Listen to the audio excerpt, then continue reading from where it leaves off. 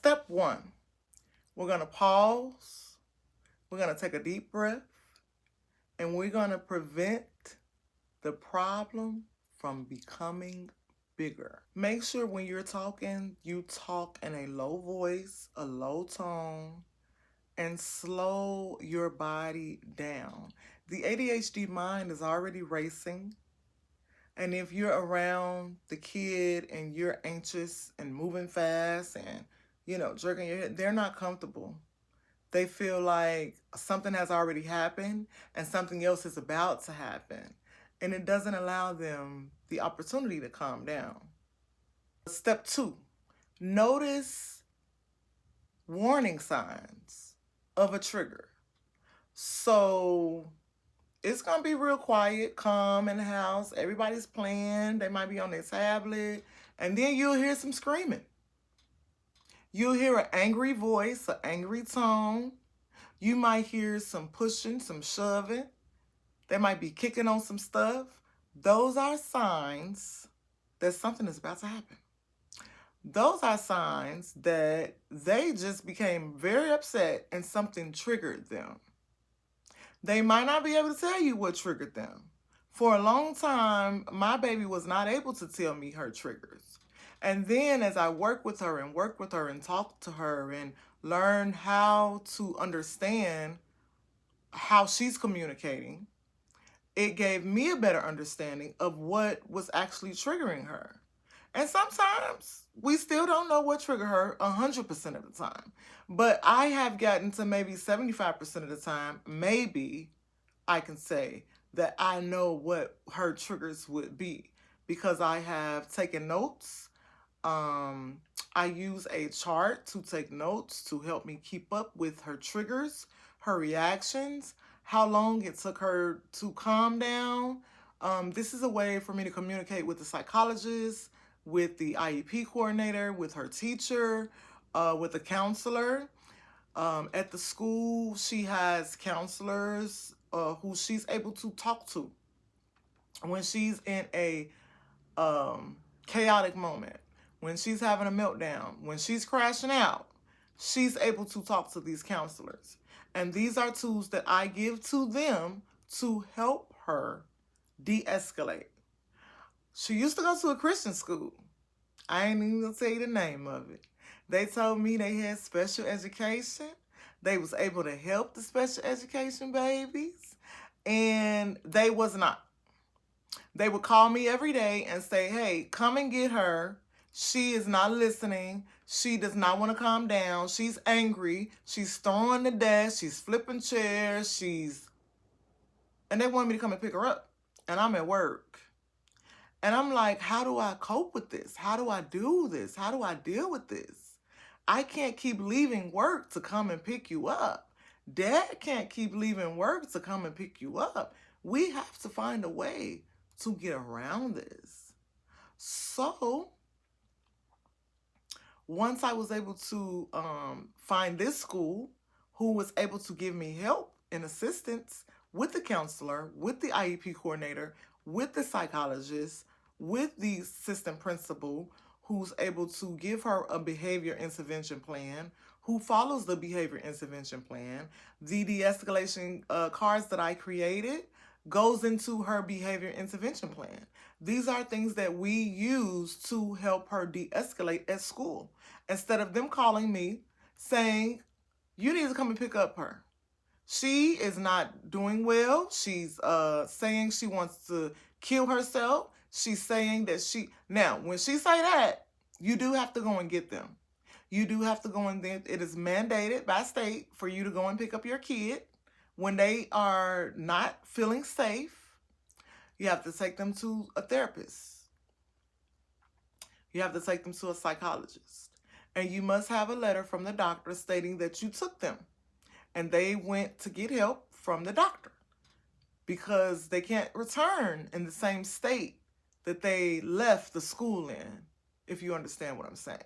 They have to return calm. They have to return with a plan to help them the next time they react this way. And that's called a behavior intervention plan. So if you're interested in that, we'll talk about that more into depth on the next video. and I can give you all maybe a template to use at home that will help. But I use the template for home and school, and I also use it to discuss with the psychologist at the school and the psychologist that she has privately with our insurance. So, number 3.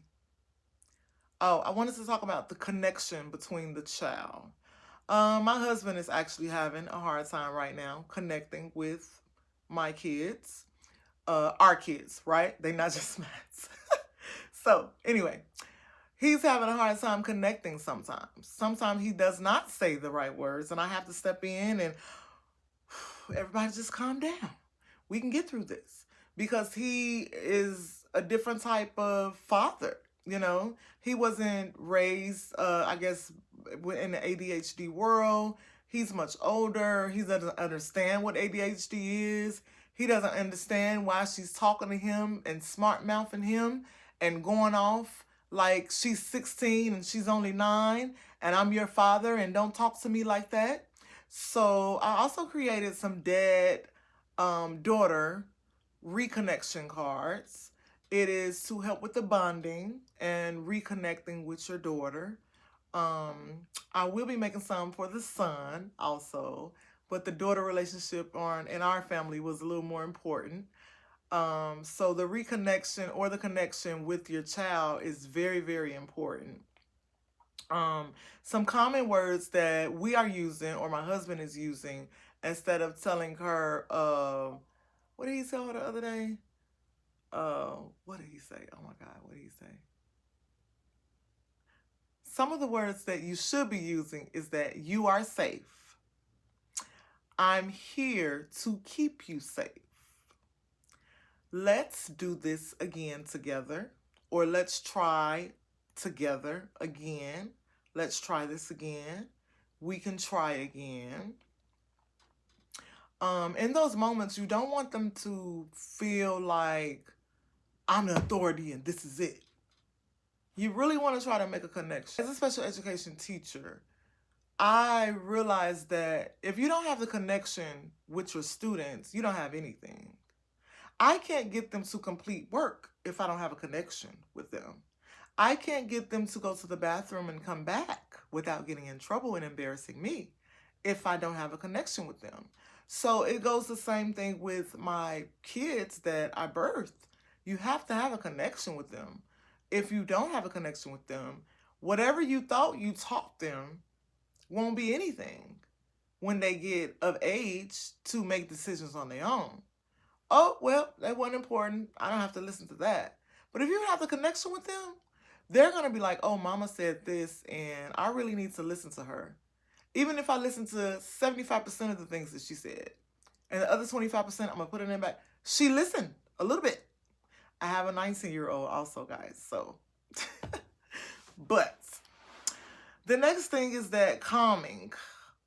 Use a simple calming tool like the de-escalation cards. I'm going to put the link in the description below. Breathing cards where they can take a deep breath in and blow it out. A squeeze ball would be a good thing. I get my kids fidgets, which is pretty cool. They have like little fidget watches. I probably will link some Amazon products because I'm an Amazon fanatic, sorry.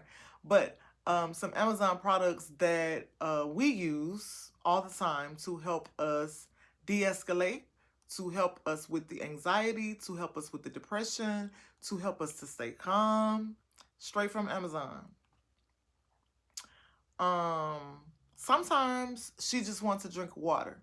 Sometimes she's just hungry and wants something to eat. Sometimes she is sleepy and tired and cannot express what it is that she's feeling. And so she may start to crash out. And I don't really know how to express what I'm feeling, but I'm feeling something, right? So we always want to go back to those calming tools to bring them kind of back down to reality. And then they may be able to express how they're feeling. Step 5 is guiding them after the calm returns, teaching them the next steps to stay calm. You cannot just, okay, be quiet and walk away. No. One thing that I noticed that helped is when I offer a hug after the crash out starts. I offer a hug. Hey, do you need a hug? And immediately she says yes. That's a good thing. So the hug is the first step to my calming. You should try it. It may work for you. Then we go into how we can make her feel better. Okay? I don't really ask what happened a lot. I kind of ask, how can we make this better? Or what could we do next time to make it better or make it different, right? If you feel like this video is helping you, is giving you information, I'm inviting you to join my Bright Steps community. The name of it is Bright Steps to Calm, and we're a supportive community for parents and caregivers. We basically teach step-by-step de-escalation guides. I want to teach de-escalation in every situation possible. I want to teach common strategies, safe emotional support for kids with big feelings who can't control them and need help controlling them. To like, subscribe, and follow. And I want to appreciate you all for watching. The link is in this description below.